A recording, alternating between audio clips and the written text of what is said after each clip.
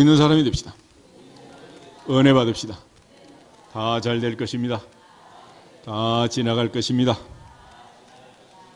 할렐루야. 오늘 이제 팔복의 마지막 시간입니다. 의를 위하여 박해를 받은 자.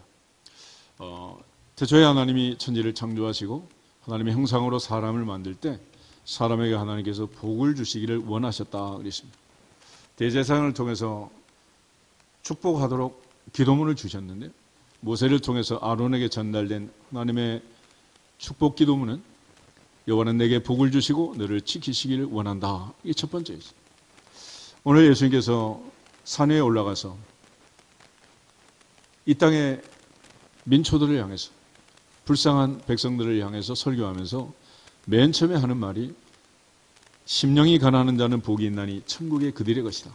근데 이게 순서로 보면 복이 있도다 이 말이 맨 먼저다. 복이 있도다 심령이 가난한 자요. 왜냐하면 천국이 그들의 것이기 때문이다. 이렇게 되어 있습니다.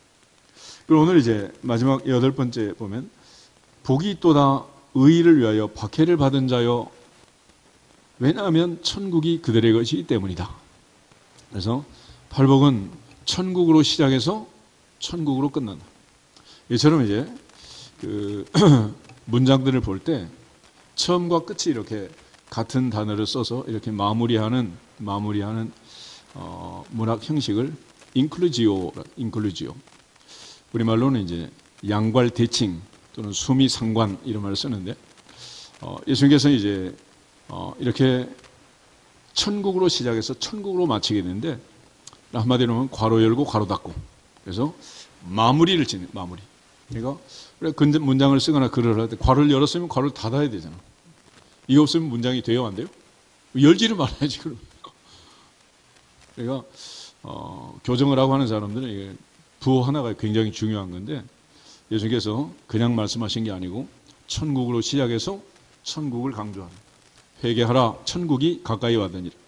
예수님의 마음속에 예수님의 중심에 있는 가장 중요한 테마 주제는 뭐다? 천국이다. 그러므로 우리에게 주님 말씀하시는 것은 이 땅에서 천년만년 살자가 아니고 어디 가서 살자? 천국 가서 살자. 할렐루야. 이것이 이제 예수님께서 우리에게 강조하신 가장 중요한 내용입니다. 그런 차원에서 우리 천국의 백성으로 천국을 위하여 살아가는 또 천국을 소유하는 결과적으로 천국 백성이 돼서 천국의 상속자가 돼서 살아야 한다라는 것을 강조해 주고 있습니다. 그런데 이제 문제는 예수님께서 이제 천국을 얘기할 때 이 천국은 팔복을 통해서 굉장히 역설적이라는 것을 강조하셨어요. 역설적이다. 가난한 자가 복이 있다. 애통하는 자가 복이 있다. 온유한 자가 복이 있다. 의에 줄이고 목마른 자가 복이 있다. 그래서 하나님 앞에서 그야말로 가난한 자가 구걸하듯이 간절히 하나님의 은혜를 사모하는 사슴이 시냇물을 찾기의 갈급함처럼 물 한 모금 먹지 못하면 죽음을 앞에 두고 죽을 것 같은 그런 타는 목마름으로 갈망하는 자. 또 가장 사랑하는 사람이 세상을 떠났을 때 애통하는 그야말로 창자가 끊어지는 것 같은 그런 애간장이 녹는 그런 애통. 또 세상에서는 그야말로 힘있고 단단하게 그렇게 사는 사람이 복이 있는 것 같지만 주님께서는 겸손하고 온유하게 오셔서 으뜸이 되려고 하지 않고 종이 되려고 있고 섬김을 받지 않고 섬기려 하시고 이처럼 늘 손해보고 사는 그 사람이 복이 있다. 그래서 의에 줄이고 목마른 자가 복이 있다. 그래서 주님께서 우리에게 말씀하신 하나님 앞에서도 이렇게 갈급하고 갈망하고 목마른 자 그들이 복이 있다라고 말씀하죠. 또 사람 사이의 관계에서도 긍휼히 여기는 자, 자비와 긍휼을 베푸는 자, 또 마음이 청결하고 순수하고 깨끗한 자, 그리고 많은 사람을 화평하게 하는 자, 그리고 오늘 의를 위해 박해를 받은 자. 요즘 세상은 이론짜리 하나도 손해보지 않으려고 하는 세상이잖아요. 내게 조금만 손해가 올 것 같으면 많은 노동자들도 길거리로 나가고 택시 기사들도 길거리로 나가고 자영업자도 길거리로 나가고 조금만 손해가 날 것 같으면 참지 않는다. 그런데 주님께서는 오히려 손해를 넘어 박해를 받고 피해를 보고 이 많은 어려움을 당하는 그 사람이 복이 있다. 왜냐하면 천국이 그들의 것이기 때문이다 라고 말했습니다. 그래서 신앙생활을 하는 하나님의 자녀로 이 땅을 산다는 것은 역설적 삶을 사는 거다. 그래서 바울도 이제 늘 믿음의 역설을 강조하는데 우리 고린도 후서 6장을 한번 찾아보겠습니다. 고린도서 6장.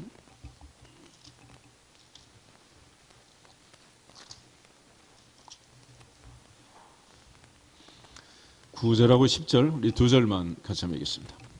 무명한 자 같으나 유명한 자요 죽은 자 같으나 보라 우리가 살아있고 징계를 받는 자 같으나 죽임을 당하지 아니하고 근심하는 자 같으나 항상 기뻐하고 가난한 자 같으나 많은 사람을 부요하게 하고 아무것도 없는 자 같으나 모든 것을 가진 자로다. 아멘. 이런 사람이 복이 있도다.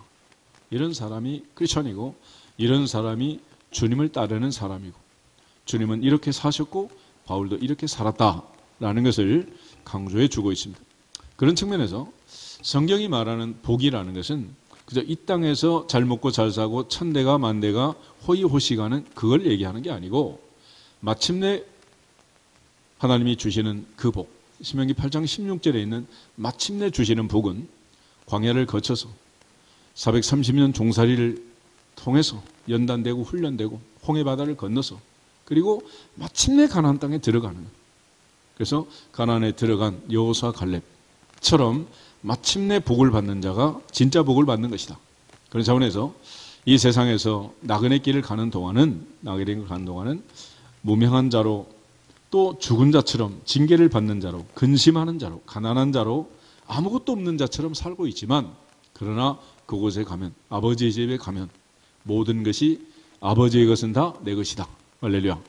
그런 삶을 살게 된다는 거예요. 그러므로 잠시 잠깐 나그네 같은 길을 가고 있는 이 땅에서 겉으로 볼 때는 굉장히 역설적인 거죠. 그러나 진짜는 천국에 있다. 진짜는 그곳에 있는 거예요. 그러므로 사도 바울은 보배를 질그릇에 싼 것처럼 겉으로 볼 때는 질그릇인데 그 속에 뭐가 들었다? 보배가 들었다. 보배가. 밭을 사는 비유를 예수님께서 하잖아요. 지나가던 사람이 그 밭에 보화가 숨겨져 있는 것을 봤습니다. 그 보화를 사기 위해서 그는 밭값을 다 지불하고 밭을 산 거예요. 겉으로 볼 때는 밭을 샀는데 이 사람은 진짜로 말하면 뭘 산 거예요? 보화를 산 거예요. 보화를. 아멘. 그러므로 우리가 시간 많은 시간을 보내지만은 1시간 예배를 드리는 것, 뭐 아니면 1시간 교양 강좌를 듣든지, 뭐 1시간 운동을 하든 수영을 하든 이렇게 시간을 보낼 수 있지만 그러나 그저 1시간 보내는 그 결과는 하나님 앞에 예배 드리는 자의 결과와 세상에서 여러 가지 자기의 취미 생활을 하고 자기가 좋아하는 일을 하는 듣고 싶은 것을 듣는 그런 것보다 결과는 하늘과 땅 차이다. 그러므로 우리 모두가 다 겉으로 볼 때는 이처럼 초라하고 어찌 보면 순진하고 늘 사기를 당하고 피해를 보고 사는 것 같지만 그러나 실상은 천국이 그들의 것입니다. 천국을 소유한 자, 천국에 마음을 두고 천국을 바라보고 천국을 향해 가는 자들은 이 세상의 것을 가지고 연연하지 않는다. 그러니까 그런 분명한 확신을 주님께서 강조해 주고 있고 주님은 그런 천국을 건설하기 위해서 천국 백성을 모으시고 그 천국 백성들이 살아야 할 윤리, 삶을 강조해 주고 있습니다. 이사야 55장을 한번 찾아보겠습니다. 이사야 55장 6절부터 9절에 보면 하나님의 생각과 우리의 생각이 얼마나 다른가라는 것을 강조해 주는데 한마디로 하늘과 땅 차이라는 6절에서 9절 말씀 같이 보겠습니다. 너희는 여호와를 만날 만한 때에 찾으라. 가까이 계실 때에 그를 부르라. 악인은 그의 길을 불의한 자는 그의 생각을 버리고 여호와께로 돌아오라. 그러면 그가 긍휼히 여기시리라. 우리 하나님께로 돌아오라. 그가 너그럽게 용서하시리라. 이는 내 생각이 너희의 생각과 다르며 내 길은 너희의 길과 다름이니라. 여호와의 말씀이니라.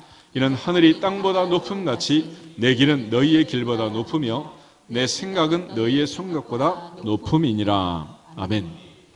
사람을 움직이는 것은 생각입니다. 생각. 요즘 미국의 거대 기업들, 하드웨어를 만드는 기업, 엔비디아 같은 기업도 있지만 주로 거대 기업들은 소프트웨어를 만듭니다. 소프트웨어. 그래서 자율주행을 할 수 있도록 구글이든 애플이든 뭐 계속해서 업데이트를 해가면서 데이터를 축적해가면서 소프트웨어를 만드는. 궁극적으로 사람은 생각이 중요한데 위에 있는 것을 생각해라. 하늘을 생각해라. 하나님의 뜻을 생각해라. 하나님의 선하시고 온전하시고 기뻐하신 뜻이 무엇인지 분별하도록 하라. 할렐루야. 그래서 우리의 마음 생각에 있는 육신의 정욕, 안목의 정욕, 이생의 사랑, 이 세상의 허탄한 헛된 것들에 대한 생각을 하늘의 생각으로 바꿔라. 이것이 계속해서 성경이 강조하는 것이고, 궁극적으로 기준은 뭐냐? 내 생각이 아니라 하나님의 생각, 하나님의 뜻에 맞춰 살아야 한다. 할렐루야. 주님이 이 땅에 오셔서 늘 하나님의 마음, 하나님의 뜻, 그 뜻을 이루려고 애를 쓰셨고 마지막 운명하시면서도 다 이루었다. 내 뜻이 아닌 아버지의 뜻 다 이루었다. 테텔레사다이. 할렐루야. 그래서 겟세마네 기도 속에서도 주님께서 나의 원대로 마시고 아버지 원대로 하옵소서. 아버지 뜻대로 하옵소서. 우리가 가르쳐준 주기도문에도 하나님의 뜻이, 아버지의 뜻이 하늘에서 이룬 것 같이 어디에서? 이 땅에서 이루어지기를 원합니다. 할렐루야. 그런데도 우린 늘 내 뜻을 주관하려고, 내 뜻을 관철시키려고 늘 남을 이용하는 수없이 많은 사람들이 이 땅에 존재하고 세상 사람은 그렇게 살고 있는 거죠. 그렇지만 우리는 늘 하나님의 뜻을 생각해서 하나님의 뜻이라면 오늘 박해를 받는 것도, 손해를 보는 것도, 피해를 보는 것도 능히 감당할 수 있는 그 사람이 복이 있도다. 복이 있도다. 주님 말씀하고 계시는 겁니다. 그러므로 관점의 차이라고 할 수 있는데, 결국 내 생각이 아닌 하나님의 생각은 최종적인 가치를 어디에 두냐? 현재가 아니라 결론에 두는 거다. 할렐루야. 그러니까 아이들이 공부할 때 요즘 이제 또 대학 입시를 준비하고 치르고 합격을 해서 내년 3월에 이제 대학에 들어가게 될 텐데, 그 합격의 기쁨을 누리기 위해서는 내가 지금 좋아하는 것들을 포기하고 또 하기 싫은 일도 선택하고 그렇게 살아가는 거 아니겠어요? 그러니까 현재적으로 당장 어떤 것을 선택하느냐 하는 것은 그의 기준이 이제 중요한 결과를 가져오게 되겠지만은, 예를 들어 대학 입시를 치르는 수험생이 지금 명절이고 설자리 놀고 있는 친구들, 아니면 벚꽃놀이, 단풍놀이, 여름에 바캉스 다 다니고 나서 대학도 들어가면 얼마나 좋겠어.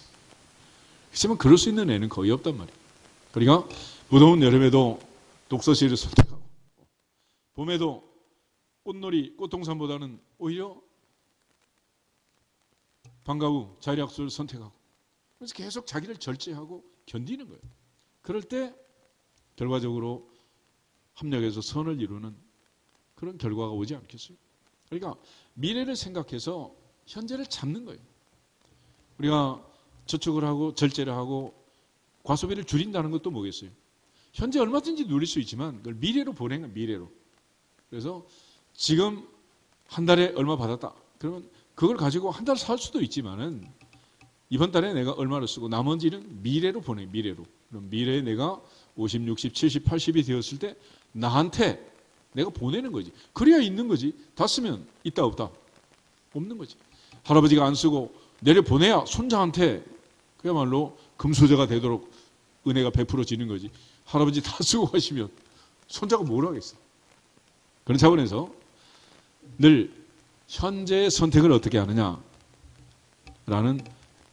그 기준이 현재에 있느냐 미래에 있느냐의 차이점이에요.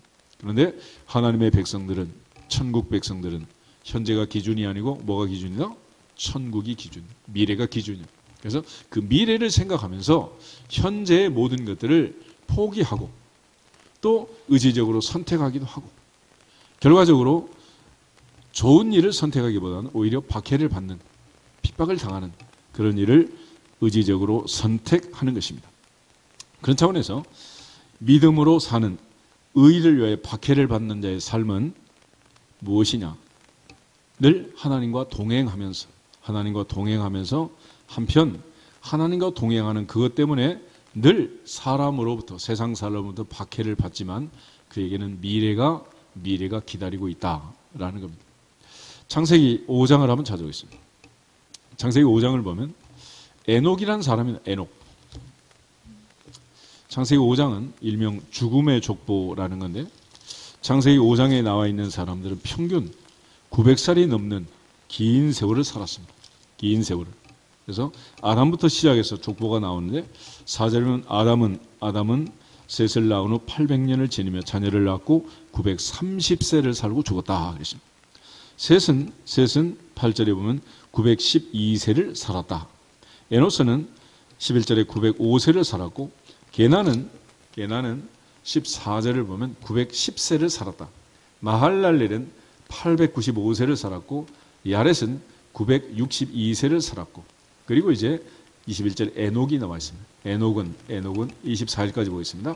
에녹은 65세에 무두셀라를 낳았고 무두셀라를 낳은 후 300년을 하나님과 동행하며 자녀를 낳았으며 그는 365세를 살았더라. 에녹이 하나님과 동행하더니 하나님이 그를 데려가심으로 세상에 있지 아니하였더라. 아멘. 우리가 생각하면 365년을 살았으면 많이 살았어요? 적게 살았어요? 얼마나 많이 살았어요. 그런데 당시의 사람들은 900살이 넘게 살았답니다. 근데 365세를 살고 죽었어. 오래 살았어요? 빨리 죽었어요? 이거 뭐 청춘에 간 거지, 청춘에. 10분의 1을 나눠서 계산을 해야 되지 않겠어? 다른 사람 90세가 넘게 사는데 이 사람은 30대에 갔단 말이야. 세상이 볼 때는 잘 살았어요? 불쌍한 거요? 잘 됐어요? 안 됐어요? 왜 안 됐어? 여기에 이제 신비가 있는 거예요, 신비. 그는 무두살라는 아들을 낳고 65세부터 365세가 될 때까지 300년을 하나님과 동행했다. 그런데 다른 사람들의 기록을 보면 마지막 단어가 뭐냐? 죽었더라, 죽었더라, 죽었더라. 900세를 살고 죽었더라. 895세를 살고 죽었더라. 죽었더라. 그런데 에녹은 어떻게 돼 있어요? 죽었더라가 아니에요. 에녹이 하나님과 동행하더니 하나님이 그를 데려가심으로 세상에 있지 아니하였더라. 할렐루야. 누가 복 있는 사람이요? 누가? 에녹이. 그래서 겉으로 볼 때는 이게 불쌍하고 안 됐고 젊어서 청춘에 갔으니 얼마나 안 됐냐면. 그렇지만 하나님 편에서 보면, 영적인 관점에서 보면, 믿음의 눈으로 보면 창세기 5장에서 제일 행복한 사람은 365세를 살고 하나님 품으로 간 에녹이 가장 행복한 거예요. 아멘. 이게 믿음의 역설이라는 거예요. 그래서 세상 살이가 사람의 눈으로 보는 것과 하나님의 눈으로 보는 게 같다 다르다? 다르다. 그런 측면에서 다 좋은 것도 아니고 다 나쁜 것도 아니고 하나님이 주신 은혜가 어떻게 역사할지 아무도 알 수 없어요. 광야 40년을 통해서 여호수아 갈렙처럼 잘 견디고 가나안의 주인공이 된 사람도 있고 광야 40년을 투덜거리다가 결국 투덜이로 인생을 끝낸 사람도 있고 그러니까 어떻게 인생을 살아가느냐. 그래서 이것은 중요한 선택과 태도의 문제입니다. 선택과 태도. 팔복은 뭐냐? 팔복은 선택이고 팔복은 선택이다. 그러므로 심령이 가난한 자로 살 거냐 아니면 스스로 자기를 즐겁게 유쾌상쾌하게 쾌락주의자로 살 거냐. 그래서 내가 선택하고 내가 삶을 어떻게 사느냐의 태도는 내가 정하는 거예요. 그러므로 어떤 삶을 살 거냐 어떻게 살 거냐 하는 그 삶의 자세와 태도를 주님은 가르쳐 준 것입니다. 그러므로 박해를 받을 때 이처럼 하나님과 동행하면서 사는. 노아는 600살이 될 때 홍수가 터졌습니다. 그리고 120년 동안 480세에서 600세까지 산꼭대기에 방주를 지었습니다. 많은 사람이 노아한테 축복하고 박수 쳐줬겠어요? 세상 말로, 속된 말로 돌았다 그러겠어요. 미쳤다 그러겠어요. 120년 동안 산 꼭대기에 방주를 짓는 그 노아, 방수를 왕성할 때까지 많은 사람으로부터 비난과 박해를 몇 년 받았어? 120년 받았어. 120년. 아니 배를 지으려면 바닷가에 지어야지. 말이 되냐고. 이게 말이 돼. 그렇죠? 노아는 누구의 명령을 따라서? 하나님의 명령을 따라서. 하나님과 동행했기 때문에 그런 삶을 살 수가 있었던 거예요. 창세기 6장 한 번 더 보겠습니다. 창세기 6장을 보면 노아의 일생을 평가할 때 한마디로 하나님과 동행했다라고 말합니다. 8절에서 12절을 보겠습니다. 6장 8절. 그러나 노아는 여호와께 은혜를 입었더라. 이것이 노아의 조건이라. 노아는 의인이요 당대의 완전한 자라. 그는 하나님과 동행하였으며 세 아들을 낳았으니 셈과 함과 야벳이라. 그때 온 땅이 하나님 앞에 부패하여 포악함이 땅에 가득한지라. 하나님이 보신즉 땅이 부패하였으니 이는 땅에서 모든 혈육 있는 자의 행위가 부패함이었더라. 아멘. 우리 그리스도인으로 산다는 것은 내 눈으로, 내 관점으로, 내 생각으로 삼라만상을, 모든 현상을, 우리가 살고 있는 이 세상을 평가하는 게 아니고 누구의 관점에서? 하나님의 관점에서, 하나님의 생각, 하나님의 뜻을 분별하면서 성경적 관점에서 보고 듣고 깨닫고 판단하는 것이다. 그러므로 하나님의 뜻에서, 하나님의 관점에서 보면 우리에게 주어진 이 박해라는 것 잘 견디고 잘 이겨내면 결코 손해가 아니라는. 시편 기자 하는 말이 고난 당한 것이 내게 뭐다? 유익이다. 이로 인하여 내가 주의 율례를 배우게 되었습니다. 고난 당하기 전에는 그릇 행하였더니 이제는 주의 말씀대로 살게 됐습니다 라고 고백하는 것입니다. 그런 차원에서 믿음이라는 것은 하나님 뜻 안에서 박해를 이기는 것이고 결국 하나님과 동행하는 것입니다. 동행하는. 그리고 우리가 그리스도를 믿고 주님을 믿고 산다는 것, 이건 세상에서 당연히 고난과 박해를 받을 수밖에 없다라는 것. 디모데후서 3장 12절 한번 보겠습니다. 디모데후서 3장 12절.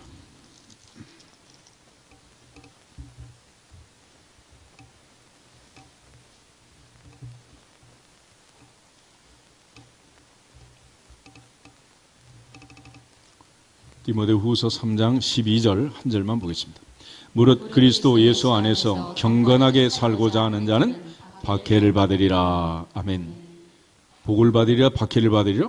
박해를 받으리라. 그런데 성경은 박해라고 기록하고 우리는 뭐라고 읽어야 된다? 복이라고 읽어야 한다. 아멘. 그래서 무릇 그리스도 예수 안에서 경건하게 살고자 하는 자는 복을 받으리라. 그러나 세상에는 뭘 받는다? 박해를 받는다. 그래서 바울은 로마서 8장 18절에서 현재의 고난은 장차 받을 영광과 비교할 수 없다. 어찌 보면 고난이고 어찌 보면 영광이라는 거예요. 이쪽에서 보면 남향이고 저쪽에서는 북향이고. 그래서 남향집이 확실히 북향집이라는 것을 해가 뜨면 알 수 있어요. 흐린 날은 몰라요. 그림자가 안 보이잖아. 그지? 근데 해가 뜨면 목동 아파트 전부 남향이라는데 사실은 반대쪽에서는 뭐야? 다 북향이야. 북향 아니라고 우길 수 있겠어요? 다 북향이지. 그러니까 보는 관점에 따라서 분명하게 남향으로 지은 것 같은데 반 이상은 북향으로 되어 있는 거예요. 우리가 하나님 앞에서 천국의 복을 누리려면 이 세상에서는 반대로 고난을 받아야 돼요. 이 세상에서 고난받는 자들은 복이 있도다. 천국이 그들의 것이기 때문이다. 아멘. 그래서 믿음은 항상 역설적이다. 그런 차원에서 박해라는 것도 이게 꼭 나쁜 것도 아니고 꼭 좋은 것도 아니고 하나님께서 쓰시는 하나님의 사람들을 보면 하나같이 이렇게 박해를 통해서 연단하고 훈련시키고 특별히 박해의 끝판왕은 누구냐? 예수님이다. 예수님만큼 어렵고 힘든 인생을 산 사람이 누가 있겠어요? 그래서 우리가 항상 백문일답 그러는 거 아니겠어요? 그런데 이처럼 갈등 구조가 생기는 이유가 뭐냐? 그러면 에덴 동산에서부터 하나님께서 주신 이 에덴 동산에 아담과 하와를 시기 질투하는 마귀, 유혹하고 미혹하는 마귀가 있다. 마귀. 그런 차원에서 오늘날 우리에게 하나님의 전신갑주를 입고 영적 전쟁을 치루라고 부탁하는 것입니다. 그래서 우리의 싸움은 혈과 육을 상대하는 것이 아니고 공중의 정사와 권세 잡은 모든 악한 영들과의 싸움이다. 그러므로 내가 하나님의 은혜와 복을 받으면 이삭을 시기했던 블레셋 사람들처럼 우리의 모든 삶을 시기 질투하는 자들이 있기 마련이라는 것입니다. 그런 차원에서 오늘 예수님께서 하시는 말씀을 보면 어떻게 박해를 하느냐? 11절에 나로 말미암아 너희를 욕하고 박해하고 거짓으로 너희를 거슬러 모든 악한 말을 할 때에는 너희에게 복이 있다. 첫째는 욕을 한다는 거예요. 욕을. 요즘 사람들이 얼마나 욕을 많이 해. 그지? 애들도 지나가면서 하는 말이 전부 욕이야, 욕. 예전에 어렸을 때 저 남쪽에서 듣던 말을 전국에서 서로 한복판에서 막 날마다 듣는 세상이 되고 말았어요. 두 번째는 박해한다. 박해라는 것은 사실 내가 잘못했을 때 매를 받고 잘못했을 때 벌을 받고 문제가 있을 때 감옥에 가는 거 아니겠어요?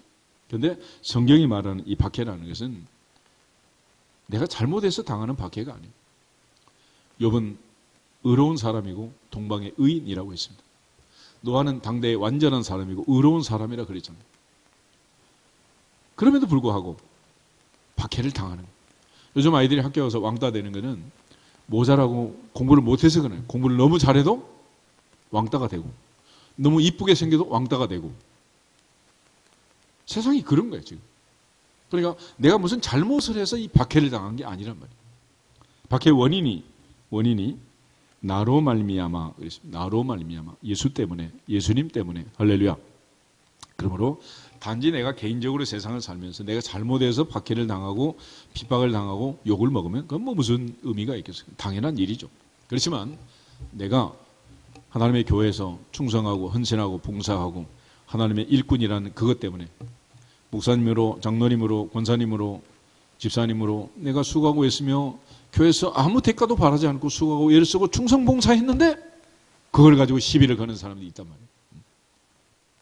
그러니까 북에서 매주 봉사를 하지만은 뭐 목장 따라 형편 따라 우리가 다 하는 거 아니겠어요? 그런데 어떤 경우에는 반찬이 별로 없다고 욕을 먹기도 하고 너무 많이 내놨다고 또 욕을 먹기도 하고 막 이러잖아요. 그러니까 욕먹는 이유도 다양한 거야. 그러므로 우리가 주님의 은혜 안에서 주님을 위하여 나로 말미암아 너희를 욕하고 박해하고 거짓으로 너희를 거슬러 모든 악한 말을 때는 너희에게 복이 있도다. 그러므로 그때는 어떻게 하는 거냐? 12절 가져겠습니다. 기뻐하고 즐거워하라. 하늘에 너희의 상이 큼이라. 너희 전에 있던 선지자들도 이같이 박해하였느니라. 아멘. 그래서 여기서 우리가 선택할 태도가 뭐냐? 기쁨이야. 기쁨. 기쁨과 즐거움. 기뻐하고 즐거워해라. 기뻐하고 즐거워해라. 이거는 같은 말을 강조 되풀이하는 거죠. 이거는 그야말로 완전 기쁨, 무한한 기쁨, 충만한 기쁨, 기쁨 위에 기쁨. 야고보서 1장에도 너희가 여러 가지 환난을 만나거든 온전히 기쁘게 여기라. 기쁘게 여기라. 왜 이 기쁘게 여겨야 되느냐? 예수께서 이 땅에서 마지막 이제 만찬을 드시면서 제자들에게 주신 말씀이 있어요. 요한복음 15장을 한번 보겠습니다. 요한복음 15장 먼저 11절 한 절을 먼저 읽겠습니다. 내가 이것을 너희에게 이름은 내 기쁨이 너희 안에 있어 너희 기쁨을 충만하게 하려 함이라 그랬습니다. 왜 주님께서 우리에게 기쁨 충만하라고 말씀하시느냐? 18절 19절을 보면 알 수 있어요. 18절 19절 보겠습니다. 세상이 너희를 미워하면 너희보다 먼저 나를 미워한 줄 알라. 너희가 세상에 속하였으면 세상이 자기의 것을 사랑할 것이나 너희는 세상에 속한 자가 아니요 도리어 내가 너희를 세상에서 택하였기 때문에 세상이 너희를 미워하느니라. 아멘. 그러니까 세상이 주는 미움을 감당하려면 주님의 기쁨으로 충만해야 한다. 할렐루야. 그러니까 주님의 기쁨이 충만하지 않으면 세상의 미움을 감당할 힘이 있다 없다? 없는 거예요. 요즘 여러분 다 이제 핸드폰 가지고 다니잖아요. 밤새 충만하게 채워서 가지고 온 거 아니겠어요? 왜 채웠어? 하루 종일 쓰려고. 그지? 충만하지 못하면 있으나 마나 통화도 안 되고 다른 사람과 연락도 안 되고 무용지물 아니겠어요? 그러니까 그리스도인 성도라는 것은 주님의 기쁨으로 충만한 그 사람이 세상을 이기고 하나님을 기쁘시게 하고 믿음으로 승리할 수가 있는 거예요. 왜냐하면 세상은 늘 우리를 힘들게 하잖아요. 우리가 사용하는 이 핸드폰도 마찬가지. 가만히 가지고 있으면 자연 상태에서 유지되는 기간이 있잖아요. 열 몇 시간, 20몇 시간, 어떤 거는 3박 4일. 그런데 아무리 수명이 긴 배터리도 계속 통화하고 유튜브 보고 뭐 사용하면 막대기가 툭툭 떨어지잖아요. 그지? 그러니까 아무리 성령이 충만하고 기쁨이 충만해도 옆집 앞집 뒤집하고 성질 몇 번 넣으면 싸우면은 배터리가 다 나가는 거예요. 그렇기 때문에 처음부터 충만하게 채워놔야지 이게 안 되면은 연락이 안 되는 거죠. 그런 차원에서 주님께서는 기뻐하고 즐거워해라. 기뻐하고 즐거워해라. 기쁨 충만, 즐거움 충만, 할렐루야. 세상을 상대해서 세상을 이기기 위함이다. 동시에 세상이 우리를 박해하는 이유를 주님이 설명해요. 내가 너희를 선택했고 내가 너희를 사랑하기 때문에 당연히 필연적으로 세상은 너희를 어떻게 한다? 미워할 거라는. 그러니까 세상이 나를 미워하고 박해할 때는 분명한 반증이 되는 거예요. 누가 나를 사랑하시는도다? 주께서 하나님이 나를 사랑하신다. 그래서 하나님은 다윗을 사랑하고 다윗은 하나님을 사랑했기 때문에 다윗의 인생은 세상에서 박해가 많고 고난이 많은 거예요. 만약에 하나님이 다윗을 선택하지 않았고 사랑하지 않았으면 세상에서 고난과 박해는 있다 없다? 없단 말이에요. 없어요. 그러므로 의인을 위하여 박해를 받은 자가 복이 있다라고 말씀하시는 거예요. 이처럼 박해를 받고 복을 받고 주님의 사랑을 받는 그 자는 천국 백성이요 천국이 그들의 것이다. 그런 차원에서 주님은 우리가 이 세상을 살면서 많은 어려움과 박해가 있겠지만 첫째는 기쁘고 즐겁게 살아야 한다. 항상 긍정적으로 살아야 한다. 부정적으로 살면 안 된다는. 그래서 어떤 사람이 잘 될지 안 될지를 보는 기준이 하나 있대요. 그는 관상을 보는 게 아니고 그 사람이 하는 말을 들어보면 알 수 있대. 어떤 일을 하든지 앞에 두고 안 될걸요? 안 될걸요? 왜 그런 걸 하려고 해요? 안 될 텐데요? 교회 안에서도 교회 밖에서도 친구 사이에도 그 사람이 하는 말이 늘 안 돼요 안 돼요 그런 사람은 된다 안 된다? 그건 안 되는 사람이에요. 그런데 어떤 경우에라도 할 수 있다? 해보자? 된다? 어차피 흘러가는 시간 한번 도전해보자. 한번 시작해보자. 이런 사람은 되게 돼 있다는 거예요. 그러니까 그가 하는 말을 들어봐서 오늘부터 가까이 할 사람인지 멀리 할 사람인지 구별하는 방법이야. 그게. 그러니까 그 입에서 나오는 말을 보고 늘 긍정적으로 믿음 있는 말을 하고 여호사 갈렙처럼 광야에서도 가나안 땅을 바라보고 사는 그 사람하고는 친구를 하면 되는 거예요. 그리고 흔히 그러잖아요. 부자가 되고 싶으면 부자 옆에 가까이 가고 부자가 사는 방법대로 살고 부자를 잘 연구를 하라는 거예요. 공부 잘하는 아이를 보면 그 아이의 삶을 보면 잘할 수밖에 없는 학습 태도가 있는 거 아니겠어요? 결국 우리가 어떻게 사느냐 이제 첫 번째는 바로 기쁘고 즐겁게 하는 것입니다. 두 번째 태도가 뭐냐? 인내라는 겁니다. 인내. 두 번째는 인내다. 야고보서 5장을 한번 찾아보겠습니다. 야고보서 5장.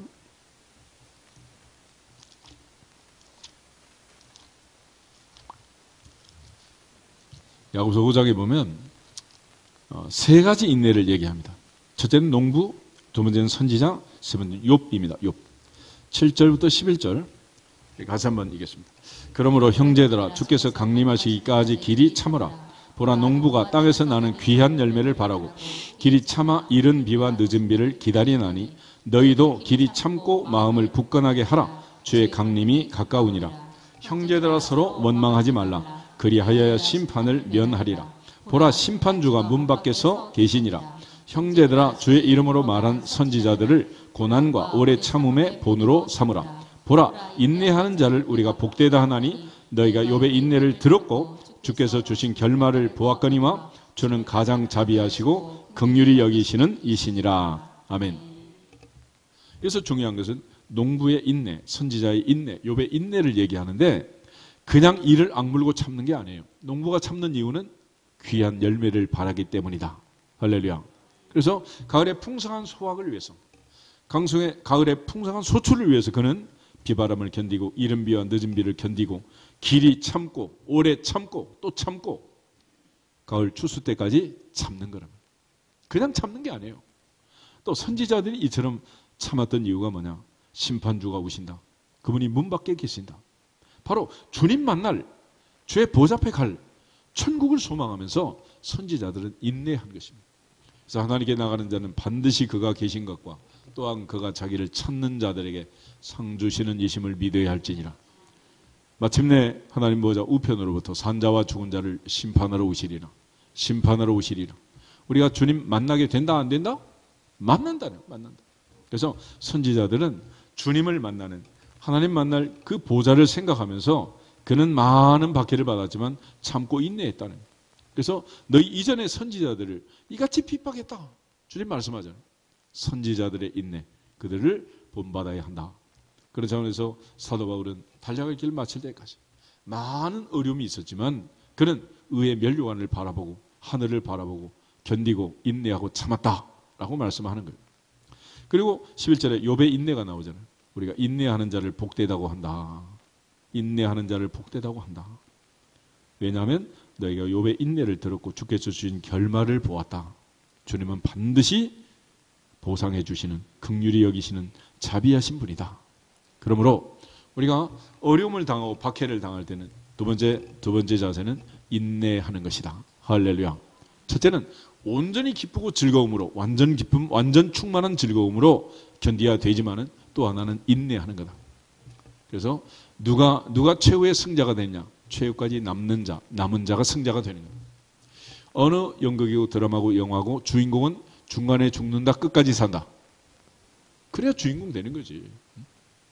그 드라마가 펼쳐지면서 얼마나 많은 우여곡절이 많아. 시간이 얼마나 많이 흘러가냐고. 그렇지만 끝까지 남은 자가 주인공이 되는 거예요. 할렐루야. 그래서 예수님 말씀하신 주인공은 어디까지 살아남아야 된다? 천국까지. 할렐루야. 천국까지 살아남는 자가 주인공인 거예요. 천국의 시민이고 천국의 주인공이다. 그러므로 잠시 잠깐 이 땅에서 박해를 받았다고 억울한 일을 당했다고 울고 불고 투덜거리고 원망하고 불평하고 비난하고 비평하고 그렇게 인생을 살면 안 된다는 거예요. 그래서 그런 일이 생길 때마다 온전히 기뻐하고 즐거워해라 라고 얘기를 합니다.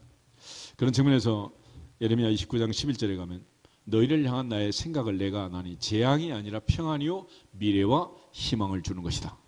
바벨론 포로 70년이라는 이 극단의 조치를 하나님이 취하시지만은 그 바벨론 포로 70년으로 많은 사람이 죽어갈 수도 있겠죠. 그러나 하나님께서는 그 포로 생활을 통해서 학사 에스라, 총독 수룹바벨, 느헤미야, 대제사장 여호수아 이런 사람들 남겨가지고 다시 예루살렘으로 귀환해서 성전을 짓고 이스라엘 백성들에게 다시 율례와 법도와 계명을 가르치고 하나님의 나라를 세워서 그들의 삶을 적과 꿀이 흐르는 가난의 주인공으로 회복시키는 그런 역사를 이루어 가는 것입니다. 그런 차원에서 이제 역사적으로 많은 사례를 보면 하나님이 사랑했던 사람들, 하나님을 믿고 하나님을 의지했던 의롭게 살았던 많은 사람들, 그들은 하나같이 어려움을 당했어요. 최초의 순교자, 형한테 맞아 죽은 아벨이 죽은 이유는 왜 죽었어? 아벨이 왜 죽었어? 몰라? 그냥 죽었어. 히브리서 11장을 보세요. 히브리서 11장.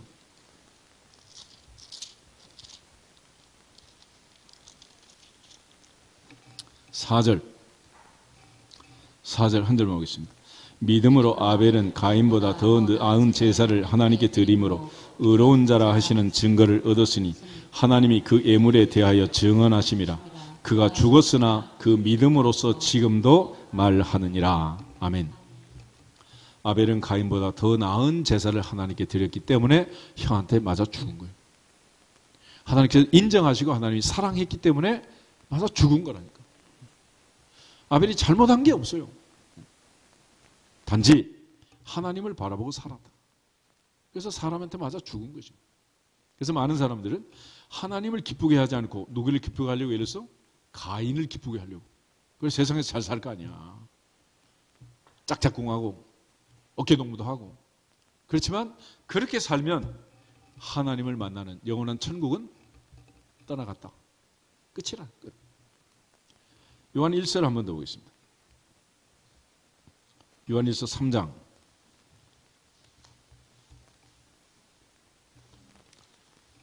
12절. 요한일서 3장 12절. 가인같이 하지 말라. 그는 악한 자에게 속하여 그 아우를 죽였으니 어떤 이유로 죽였느냐. 자기의 행위는 악하고 그 아우의 행위는 의로움이라. 아멘. 그래서 예수님께서 의를 위하여 박해를 받은 자는 뭐가 있다? 복이 있다. 이렇게 허망하게 인생을 마쳤지만 가인이 복이 있다, 아벨이 복이 있다? 아벨이 복이 있다. 아벨이.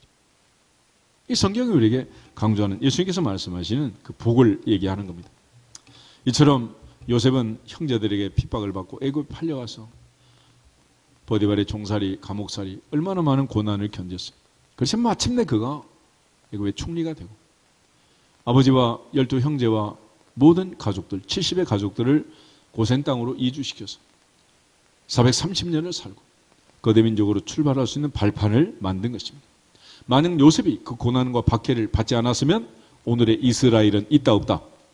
없는 거예요. 없어. 사무엘은 왕을 세워달라는 얘기를 할 때 하나님께 기도합니다. 그럴 때 하나님이 이렇게 말해요. 이 백성이 너를 버린 것이 아니고 나를 버렸다. 한평생 수고하고 애썼는데 백성들이 사무엘을 버린 거예요. 이게 인생이라, 인생. 그래서 사람에 대해서는 기대가 크면 뭐가 크다? 실망이 크고. 혹시나 했더니 역시나. 그러나 하나님 앞에서는 기대가 크면 응답이 크고, 기대가 크면 축복이 크고, 기쁨과 즐거움이 크고, 마침내 천국의 복을 주시느니라. 그것이 믿음의 역설이라고 할 수 있는 거예요. 그런 차원에서 구약의 많은 사람들, 모세와 엘리야와 느헤미야와 미가야와 수없이 많은 사도들과 선지자들이 다 박해를 받았어요. 안 받은 사람 누가 있냐고. 그런 차원에서 욥은 이 모든 연단과 환난이 지나고 나면 내가 순금같이 나오리라. 내가 가는 길을 그가 아시다니. 그가 나를 단련하신 후에는 내가 순금같이 나오리라. 정금같이 나오리라. 그래서 하나님이 나를 연단하기 위한 특별한 조치가 바로 이 박해, 핍박이라는 거예요. 그럼 우리가 세상에서 이런 고난과 핍박을 어떻게 견디느냐에 따라서 그 사람의 믿음의 수준이 결정이 되는 것입니다. 그리고 마지막에 이제 한 가지 더 기억할 것은 천국의 복을 누리려면 하나님 앞에서 상급을 확신해야 한다. 상급. 천국의 상급. 디모데후서 4장을 한번 더 보겠습니다. 디모데후서 4장에 보면 사도 바울이 그 인생을 이제 마무리하면서 전제와 같이 내 몸이 전제와 같이 부서질 때가 되었다. 전제는 액체를 가지고 부어드리는 제사인데 물처럼 쏟아지게 되었다. 이젠 떠날 때가 됐다. 6절에 그렇게 얘기를 합니다. 그러면서 그가 왜 인생을 이렇게 살았는가를 얘기를 6절에서 8절 보겠습니다. 전제와 같이 내가 벌써 부어지고 나의 떠날 시각이 가까웠도다. 나는 선한 싸움을 싸우고 나의 달려갈 길을 마치고 믿음을 지켰으니 이제 후로는 나를 위하여 의의 면류관이 예비되었으므로 주 곧 의로우신 재판장이 그날에 내게 주실 것이며 내게만 아니라 주의 나타나심을 사모하는 모든 자에게 도니라. 아멘. 바울은 의의 면류관을 바라보며 달려갔다. 하늘의 상급을 바라보며 달려갔다. 모세가 이 세상에 태어났을 때 유대인들은 애굽에서 종살이를 하고 있었습니다. 40의 모세는 민족을 구원하려고 했고 하나님 80의 모세를 통해서 민족을 구원했잖아요. 그런데 모세의 인생에 있어서 모세가 애굽에서 공부를 했고 애굽의 학문과 학술을 배웠지만 그의 어머니 요게벳의 품 안에서 젖먹이 시절에 배웠던 들었던 그 하나님의 말씀, 그 말씀이 평생 그의 인생을 좌우했어요. 히브리서 11장 한번 더 보겠습니다. 히브리서 11장을 보시면 모세의 삶에 가장 중요한 그의 인생 120년을 살면서 그가 늘 붙들고 있었던 것이 무엇인가? 23절에서 26절 말씀을 같이 보겠습니다.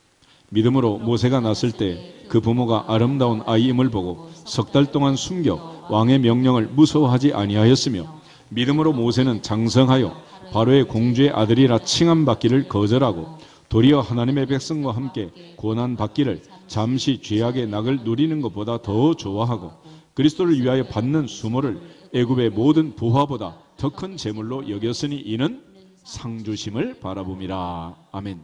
왜냐하면 상주심을 바라보았기 때문이다. 그래서 에베소서 1장 6절 말씀처럼 하나님께 나가는 자는 반드시 그가 계신 것과 또한 그가 자기를 찾는 자들에게 상 주시는 이심을 믿어야 할지니라. 믿어야 할지니라. 믿어야 할지니라. 이 사실을 믿는다면 이 세상에서 잠깐 현재의 고난은 장차 받을 영광과 비교할 수를 깨닫고 의를 박해를 받는 이 잠깐의 박해, 의제적으로 선택하고 결정하고 이 박해가 왔을 때 완전 기뻐하고 인내하면서 천국의 상급을 바라보고 영적 전쟁에서 승리할 수 있기를 주님의 이름으로 축복합니다. 그런 측면에서 예수님께서는 마지막 8번째, 의를 위하여 박해를 받는 자는 복이 있다. 천국이 그들의 것입니다. 특별히 예수님 때문에 사람들이 너희를 욕하고 박해하고 거짓말로 거슬리고 모든 악한 말을 할 때는 너희에게 복이 있다. 기뻐하고 즐거워해라. 하늘에서 너희의 상이 크다. 할렐루야. 그러므로 하늘의 상급을 바라보고 온전한 기쁨으로 인내하면서 이 모든 박해를 이겨내고 견디는 그 사람이 복이 있도다. 할렐루야. 그래서 예수님이 말씀하신 이 팔복은 우리가 세상에 사는 동안 지금 어떤 선택을 할 것이냐 이게 중요하지 않고 천국 백성으로 천국 갈 사람으로서 내가 어떻게 할 것이냐라는 걸 선택하는 거예요. 선택. 요즘 보통 이제 해외로 이사하는 사람들 있잖아요. 요즘 뭐 해외도 도어투도어에서 이제 이삿짐 다 보내주기도 하지만은 옛날엔 가져가기 어렵고 그럴 때는 앞집 옆집 뒷집 막 나눠주기도 하고 그냥 주기도 하고 막 싸게 팔기도 하고 막 이러잖아. 그 왜 그러겠어요? 내가 갈 그 나라에 더 좋은 게 많으니까 버리고 가는 거죠. 우리가 세상의 것을 바르고 이 땅에서만 산다면 이 땅을 붙들고 살아야 되겠지만 하늘의 시민권자로 하늘을 보고 사는 자는 이 땅과 그렇게 죽고 살고 못 살고 이래가지고 막 여기 목숨 걸고 살지 않는다.